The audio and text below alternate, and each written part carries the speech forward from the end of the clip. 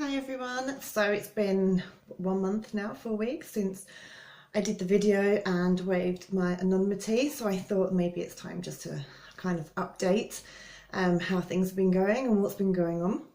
And that's what this video is going to be, hopefully not too long for you and not quite so sentimental in that sense. So I was just thinking about survivor terminology, and obviously over this last 4 weeks I've had absolutely amazing support and solidarity, so thank you for that. And I really wasn't expecting it, and I'm not just saying that.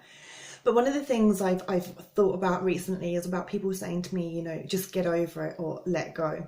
Now, unless you've been through the horror of abuse, I would please kindly suggest to don't say this to survivors. I know it's really genuine, you know, but saying to somebody to get over it, no matter how sincerely it's said with the best intentions, the complexities and trauma that has happened to the brain is much more than a mind over matter process, right? It's much more than an exercise of let's work on the mindset here and try to get over it and let it go. There is absolutely no miracle cure, okay? There's no one size fits all for processing of this trauma. And when you're going through it, your mind, your body and your soul, that they separate, okay? So when you go through trauma, they separate as per a survival mode. And trust me, there is no miracle cure, because I've been there and I've done it all. Now, the amygdala, which is, as we all know, is activated during the disturbing age, right, of child sexual abuse. So the grooming process starts, unfortunately, in my case, very young, from birth. So already from the first sort of steps into this world, our amygdala is already on fight or flight, right? So it's already activated. So this brain's chemical response to this abuse that we go through becomes a bit of a part of our day-to-day from an extremely young age. And so it's very complex. Whatever therapy or treatment that you provide does not mean that it's going to be conclusive for all, right? So let's not belittle other people's ways or coping mechanisms or hypnosis or CBT therapy or EMDR. I mean, there's so much out there for people who are suffering with the effects of trauma and also the anxiety and the PTSD. But don't belittle someone's work for what they do, because at the end of the day, you don't know their journey and you don't know what they've already tried. And trust me, if there was a miracle cure to turn off that brain, right, and to get rid of all of that memories, come on now, right? So learning to cope with trauma is actually required, just as the body has to learn to survive from a very young age. What is required is actually reframing of the brain and relearning all those safety and avoidance behaviours that we've had from such a very young age. What's become normal in an ideal world as a survivor is completely different to somebody who's not going through it. And absolutely no survivor would wish to experience what they have. No one can miraculously change that. And I speak from the professional level as a qualified psychotherapist and NLP practitioner.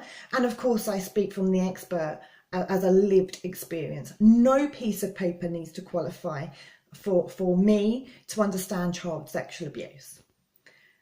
And no piece of paper needs to qualify me for psychological trauma and how to live with that every single day. And I don't say that with arrogance, I say that with genuine knowing. So terminology is key to support survivors. And if you are trying to support survivors, then just think about the terminology that you're going to be using when you're working with them. And just be a little more reflective to your approach.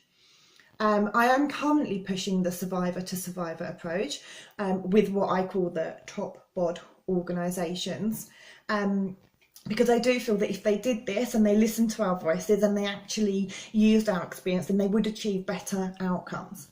So everybody who may already know the work that I do, I have been doing a lot of grassroots community work, and I have made a very big decision to stop some of that probably for the long term, if I'm going to be honest with you. But that doesn't mean that my work's coming to an end. My 7-week PTSD recovery program that I, was proudly incorporated from the war veteran PTSD program and then rewritten by me, was to meet the needs of the women from suffering with trauma and anxiety. When I rewrote that program, it was because when we're in war veterans are trained to be in war, to look on safeguard, safe alert, always looking in their back shoulder. And when you've been through something or you're suffering with anxiety, we're in exactly the same mindset and survival mode. So I facilitate that program. And I've got long-term plans for the program. It's my baby, it's my product, and I'm going to be building on it. And that's now gone into the eLearn program online, so you can access that, and I'm put it into the one-day workshop. You may have seen, if you've been following some of the announcements, and of course the retreats. So the retreats are going to be incorporating all of this, and a little bit of one-to-one and more personal environment from moi here. So I am working very hard to bring you an easier access to my gems.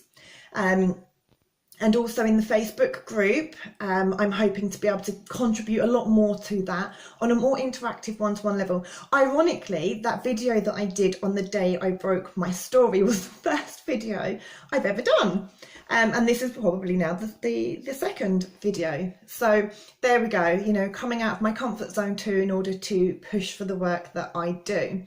So there is lots going on. I'm also working very hard on a child sexual abuse training. For those who know my professional training, I provide professional training on female genital mutilation. That's where my background comes from as well, in sexual violence, and a trauma-informed practice training. So my child abuse training is just kind of there. It's obviously what I know, what I'm used to, and I can hopefully then pass on that on risks and safety and how we can look at prevention for child sexual abuse.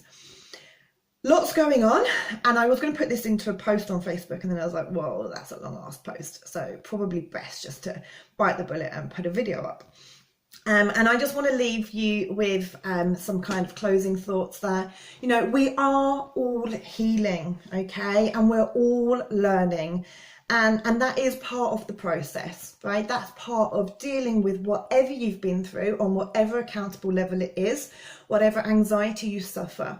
So I suffered, but I survived, okay? And you're suffering and you're surviving. And so even if we could miraculously erase this memory, why would I? You know, I'm not saying that I'm happy about what I go through day to day and how I live, but you know what? As I've said before, I am the identity of survival. And I'm now owning that suffering. I'm owning that shit, and you can too. Right? So don't come at me and say I could miraculously remove your trauma and you can be recovered. I own it, yeah? And I'm proud of that. So you be proud too.